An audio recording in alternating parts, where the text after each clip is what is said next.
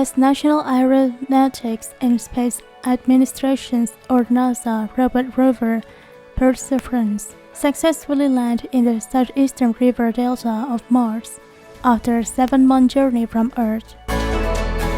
The robot immediately carried out explorations of Mars. One of the results of its explorations was 3 new photos of the appearance of the red planet's face. The robot, which is fitted with 19 cameras, will assist in 7 scientific investigations on the planet.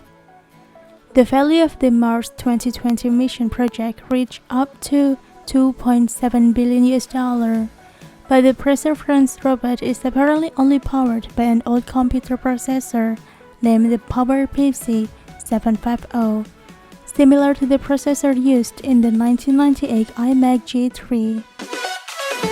NASA Deputy Manager for Orion Avionics, Lemke, said that the processor used on this project is custom-made, since the original processor was very slow for today's standard, but it can withstand extreme radiations and temperature perfectly. Apart from that, the main reason behind its use is that it is tough and can survive in outer space.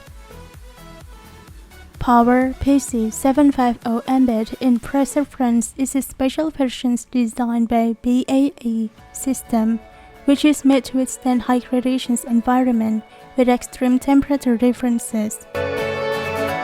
The special processor is dubbed the RAD750 and able to withstand radiations of 200,000 rad to 1 million rad.